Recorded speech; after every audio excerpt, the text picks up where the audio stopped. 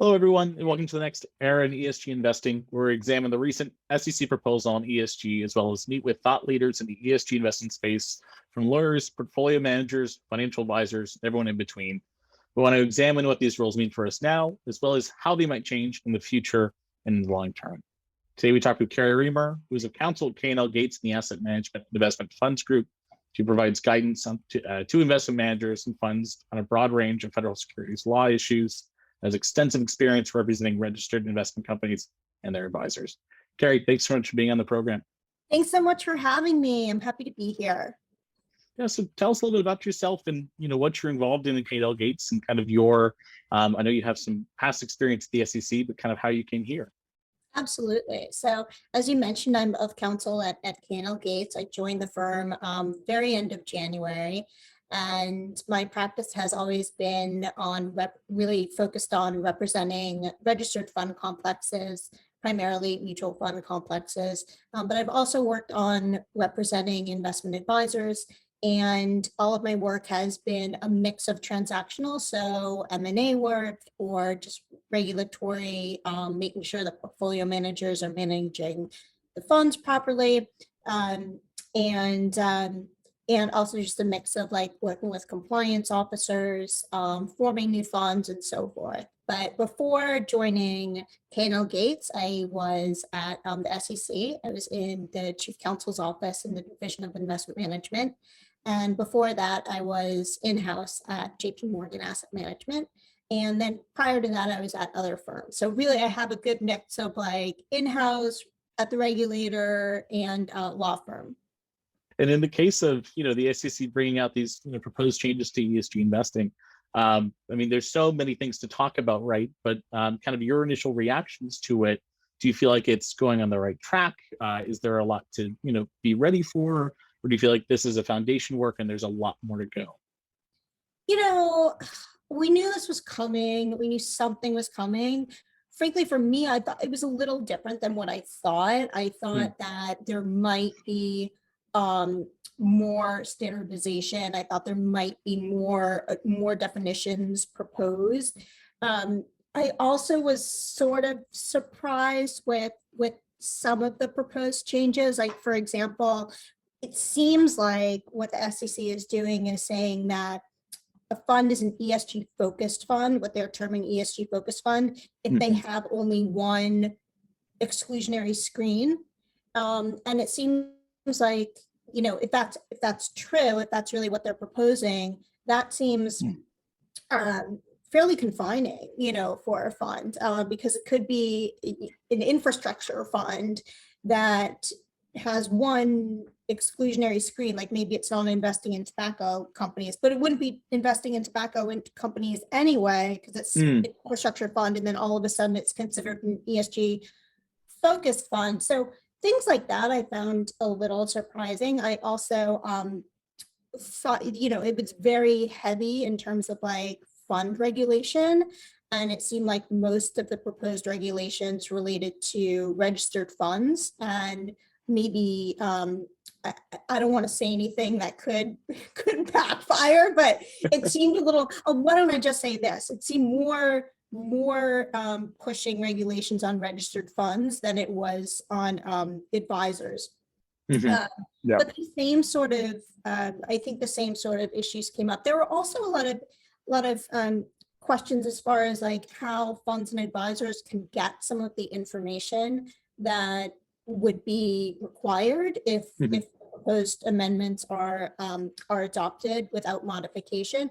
So, for example, some things like environmentally focused funds, they would need to provide some greenhouse gas emissions information that it might not be able to get. And then if it can't get it from the companies in which it's investing, including underlying funds, then they're supposed to come up with like estimates, and so it does impose, I think, some burdens on issuers and advisors, and also potential liability, because if the SEC disagrees with your analysis, with your view of the term ESG, if you're, with your sort of assessment of GHG information, if that's wrong, then it does sort of raise a question about potential liability for those trying to comply with the new requirement. So that was sort of my initial reaction, that it raises some questions, but I do think there's an opportunity for the industry to have a voice. And I think that funds and advisors should really take a look at what's being proposed and comment, because it's a great process in many ways, where provided that the comments are read and considered seriously, it is a process where market participants have the opportunity to have their concerns viewed and considered and potentially have an impact on what's ultimately adopted. So, so if a fund or an advisor has a serious concern about anything that's being proposed, they should take advantage of the comment period and describe to the SEC what the costs are of complying with some of the requirements that are being proposed, what the risks are, what the lack of benefit could be to investors. Could investors be more confused than clarified, by some of the changes? So I think that for those that have concerns, they should really take advantage of this period. We have until August, I think, 16th to submit comments and to raise those concerns, because the SEC is it that the commissioners and the staff members may have worked in the industry before, but they're not right at this moment, and they might not have the same transparency as to some of the potential issues that the proposals raise. And so I think it's the responsibility of funds and advisors that really see concerns there to raise those. I think those are, and thank you for that, entire framework, right? Long response. No, it's perfect, right? Because it leads you three different conversations, right? The first is, let's start at the top, which would be, is there a missed opportunity for not defining, a true definition for ESG, right? So that's one. And then the second would be, when it comes to, defining scope 1, 2, and 3 emissions, scope 3 can be so hard because it's looking at, supply chains. It's looking at, the overall scheme of, we're really 90+% of the emissions are actually being used. And so that's a really hard thing when you go, I don't have all the data, and I'm asked to make a good faith definition. And can the SEC go, okay, that's a good enough definition or a good enough calculation, or do I need to, recalibrate that? And that's hard to do without a full data set. And then on the end, looking at, the whole, comment process, that's another way to look at it too, and go, okay, how is this actually going to work? A lot of people agree, disagree, or have new ideas. What's the SEC's game plan for kind of going through all that and going, okay, a lot of people are thinking this way. Clearly, we need to adapt how we move forward. So to start at the top there, do you think that not defining a definition for ESG is a missed opportunity? Because you don't really know what an ESG fund is, but you can kind of say, okay, these are the taxonomies for what we're going to consider it. But if there's no definition, how helpful is that? Well, I think it depends on who you ask, right? Like I'm sure that there are some complexes and some advisors that actually like not having a definition, because excuse me, it enables them some flexibility in sort of coming up with something. And it's kind of like, in the registered fund world, funds get to come up with their own definitions of an industry, right? And so so they do have some flexibility and some control there. And I think that there is a potential benefit in not defining ESG and not defining each of the parts. The concern would be if a fund or advisor has a certain definition that attributes a certain meaning to one of the terms, and the regulator disagrees with you. What are the ramifications of that? So that's a potential risk. If deference is going to be given to the fund or advisor to come up with these terms on their own, based on their judgment, based on what they see in the industry, that's one thing. But I didn't really glean that from the release. Mm. I did get a sense that that sort of deference is definitely going to be given, and that there won't be any potential risks for the SEC having a different view. But I do think there's a potential benefit to having the flexibility there. Also, I mean, there is some guidance that the SEC has given in comment letters, in other other sources and avenues about like what certain names and terms it attributes to these terms. So green, we know if you have like green, if you're pursuing like a green strategy, there's enough guidance to know that like that's pretty much indicating an environmentally aligned strategy, socially responsible. Yeah. So certain terms, I think there is some guidance out there about what could be considered, you know, an E, an S, or a G. So I do think that there's some source of information about that. I don't think that funds and advisors are going to be kind of like flying blindly, but I think it's incumbent on them to actually not take the flexibility too far, and then for those that actually want definitions, one of the requests for comment is, should we come up with actual definitions? I think I found more of like an issue with some of the other terms that weren't defined. Like there's like, I could be getting this wrong, but like ESG service provider or ESG consultant, like those were terms that weren't defined that I think actually everyone would benefit from, because there's only so much flexibility there. And I do think that there are some risks in not disclosing information about a consultant or, you know, a service provider that the SEC would consider to be, you know, one of these ESG service providers or whatever the exact term is. But anyway, and then to answer your question about the comment process, and I don't know if you want to. Yeah, let's go to that one. So the comment process, just because that's fresh on my mind too, and I was just talking about it. You know, there is this formal process in place where, like, this proposed rule, and the SEC actually says, like, they say, give us information about this. We are requesting comments on these particular things. That you could probably also say additional information.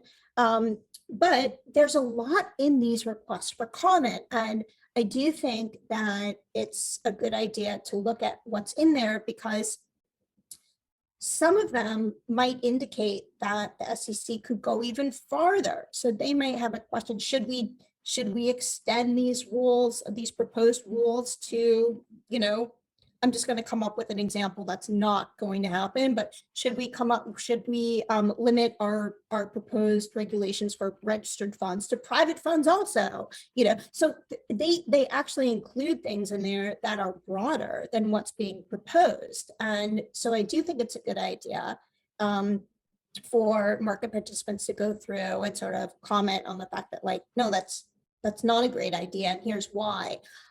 Also, one thing that would be helpful to the SEC is to not only get, oh, this is so terrible, you know, that's not really very helpful. I think you could say, this isn't great, here's a better idea.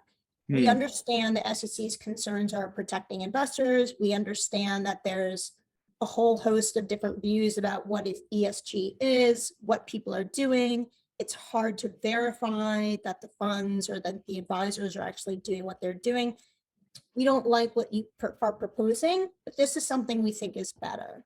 Offer an alternative if you can come up with it, and demonstrate how that might be better in terms of serving investors' interests. Also, if there's a very high cost of doing something, or it's not practical to impose an obligation on an advisor or a fund, explain why. You know, sort of try to, if you can, like, quantify what the costs would be and how those costs far exceed the potential benefit to investors.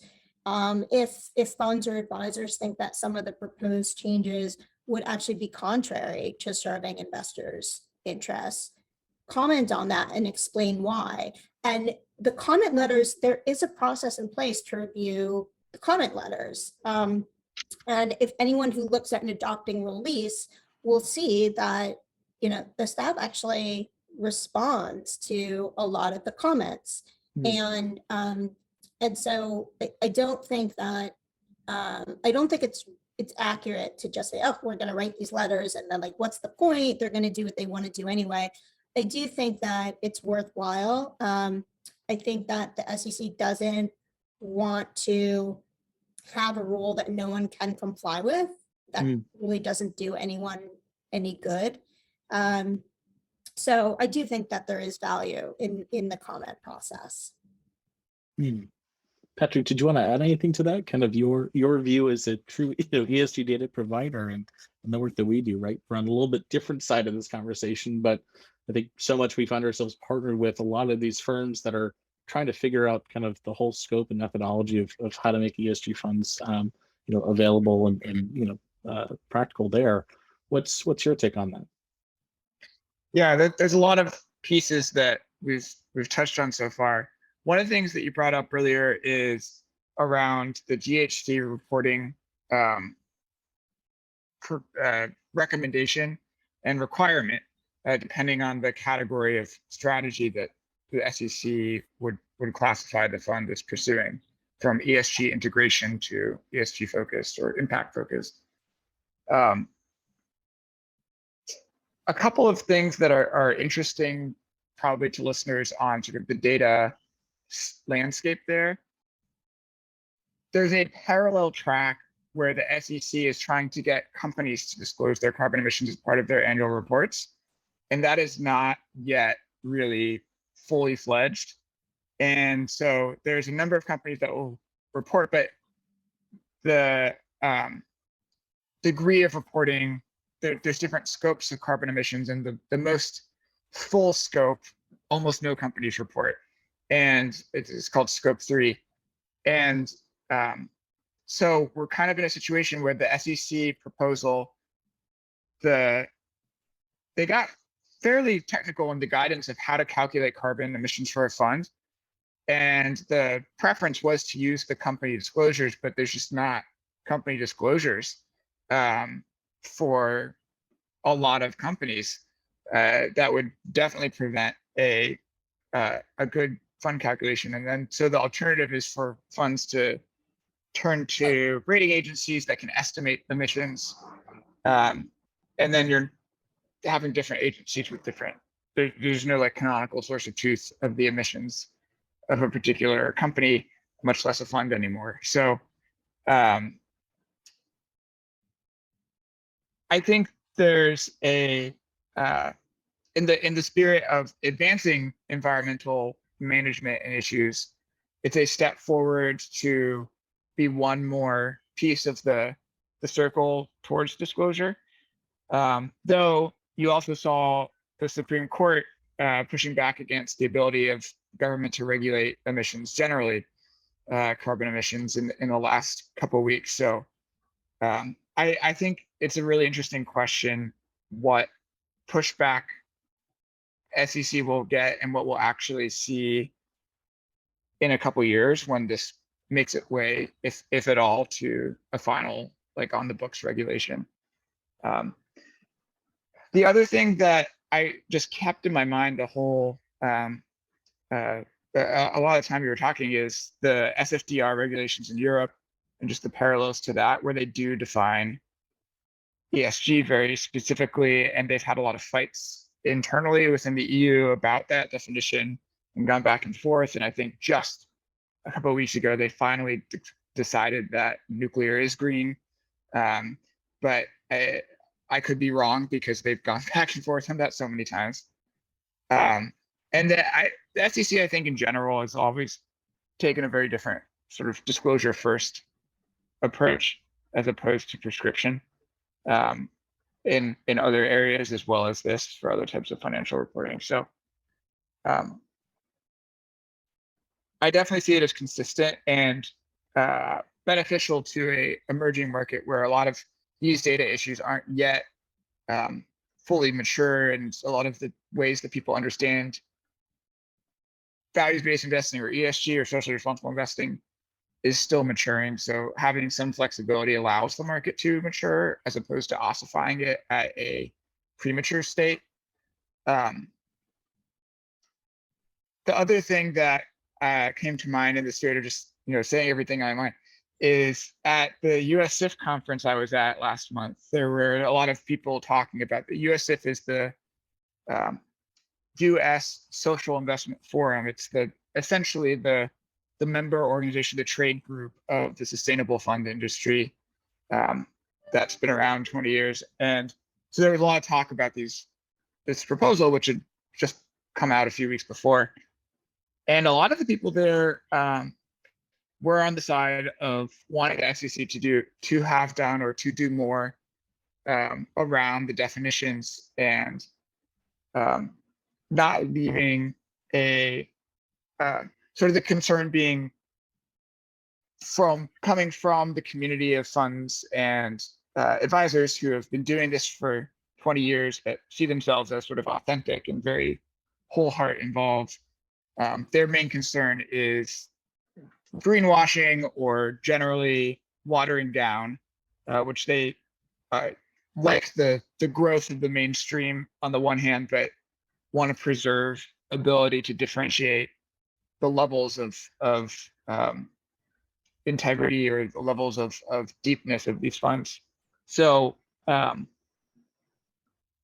think that's an interesting balancing act that the SEC tried to walk, and I think the investment advisor, we actually have had some compliance questions already from SEC questionnaires from our current financial advisor client base of like regular audits that are now asking ESG review questions. And I think it will potentially increase some costs. I think it will more so be a little bit of a hesitation for investment advisors that are considering offering ESG. And now they have to think about risk where they otherwise weren't thinking about risk in terms of their record keeping and disclosure. So Patrick, one thing to mention, going back to what you said about greenhouse gas emissions, one of the interesting things, there is the challenge, right, about getting the information from operating companies or the underlying funds. The other thing is that the calculations, even though, as you said, they're very prescriptive, the assets will differ. So one argument that a fund or an advisor would have is that it doesn't necessarily present the calculations and the carbon footprint and the WACI, I guess they're using, might not actually present like an accurate picture of the WACI or the fund's carbon footprint, because the fund might be on a different schedule for reporting than the investments. What is it that financial advisors and large asset managers can do now to prepare for this, right? Nothing's set in stone in the moment, but are a lot of companies right now prepared to say, okay, we need to prepare for this? Or, okay, we've read it, we've submitted our comments, we're going to wait because this process takes a little bit longer than we think, especially when it's set to political cycles. And so what is that I can prepare for now? And then what is that I really need to look at, once this is enacted, it is kind of a formal piece of policy. How much can, financial advisors and asset managers do now to prepare themselves for this? I don't know how much they want to do other than thinking about their strategies, whether they would be subject to the proposed rules, using the terms integration, ESG focus and impact, to what degree are they actually falling into any of those buckets, or any of their funds falling into any of those buckets, and getting a sense of the type of information that the SEC would want, and considering where it could potentially get that information, what it feels comfortable disclosing, where any gaps might be in potential requirements versus what they have access to. So I think those are the sorts of things, provided those who have a view have already provided their comments, which I think is the first step. But I wouldn't want funds and advisors to really invest that much at this particular time until we have something more concrete in place. I don't think that the information should really be volunteered. One thing though that can be potentially helpful is to really just get a sense of where the SEC is coming from. And there's a whole lot of guidance in the release about what their concerns are, how they want to address it, and so that's helpful in many ways to to try and like align interest with that. But I think that frankly the SEC has been commenting all along, for at least in the funds regard. Like if you have any ESG tied strategy, anything, your registration statement is probably getting reviewed and commented on, at least for like a new fund. And a lot of those comments, or at least one, would probably have to do with clarifying those ESG strategies. And perhaps the other issue that we didn't talk about, and I don't think we want to get into it, because that's a whole other scenario, but is the names rule. And having like 80% tests, and and that raises a whole other issue. But so those are some additional concerns. And so I think sometimes having the guidance in your back pocket is helpful for funds and advisors. But I don't think it would be a great idea to really invest any significant assets right now in complying with what's being proposed. Yeah.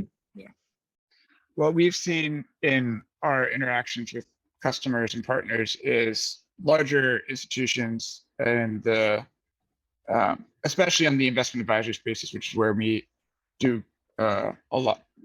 focus.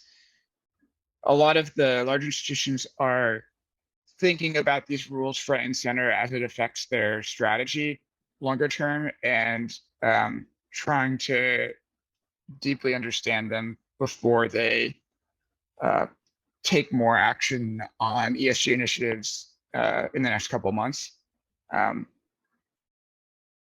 And it's also definitely the case where it's, like you're saying, several years before this would actually see implementation. So there's, even though there's that long, I don't know if we have that long. I don't know if I would say several years, but I mean, I don't think it'll be tomorrow, but I hope you're right, but I don't think we have several years. In 2013, I briefly worked for a company that was doing crowdfunding for solar energy. It was called Mosaic. It's still around. They do other things too now. But they were trying to build a business off of the Jobs Act, which had passed in 2008 and had still not been promulgated into regulations by 2013. And in fact, it wasn't finally on the books till 2017. So I think this is not necessarily the same scenario as that, but my expectations for the speed of the SEC, I guess, are they're generally pretty slow. Well, I hope you're right.